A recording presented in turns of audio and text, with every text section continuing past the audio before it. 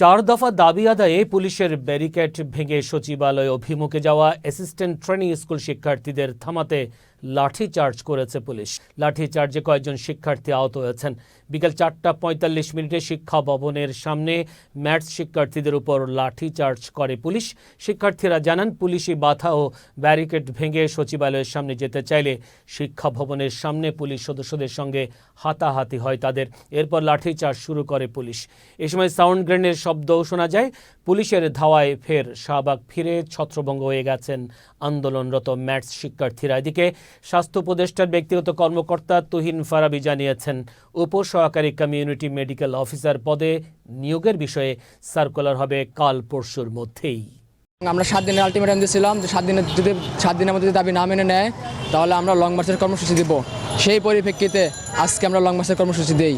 তারপর আজকে আমরা শাহবাগের বাংলাদেশের সকল জেলা থেকে শাহবাগে অবস্থান নেই।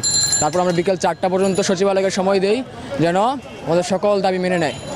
তারপর যখন আমাদের দাবি মেনে না নেয়, সচিবালয়ের দিকে যাওয়ার সময় পুলিশ আমাদের উপর অতর্কিত হামলা করে, আমাদের অনেক বাইকের রক্তাক্ত করে, আমাদের অনেক ভাই হাসপাতালে ভর্তি আছে।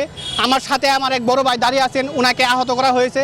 ওনার মতো অনেককেই আহত করা হয়েছে। আমাদের সবগুলো ন্যায্য দাবি ওদের কাছে আমরা চাইছিলাম, কিন্তু দেয় নাই। আমরা 22 তারিখ যখন আসি, আমাদেরকে 7 দিনের সময় নেয়। সময় নিয়ে তারা আমাদের কোনো ফলই জানায় নাই, বরং 7 দিনে যারা 14 দিন আগে গেছে আমাদের ফল দেয় নাই। আজকে আসছি, এখানে আসার পরে আমাদের দেশ থেকে স্বৈরাচার চলে গেছে, কিন্তু স্বৈরাচার পুলিশ যায়নি।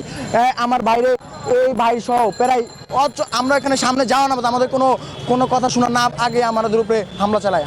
16 বছর ধরে একটা নিয়োগ প্রক্রিয়া বন্ধ আছে, এটা একদিনেই চাইলে এটা সাথে সাথে চালু করা যাবে না। তো ইতিমধ্যে মিনিস্ট্রি থেকে এটা সিদ্ধান্ত নেওয়া হয়েছে যে আগামীকাল অথবা পরশুই ওনারা সার্কুলার দিয়ে দিবে যে নিয়োগের বিষয়টা ওনারা সার্কুলার দিয়ে দিবে।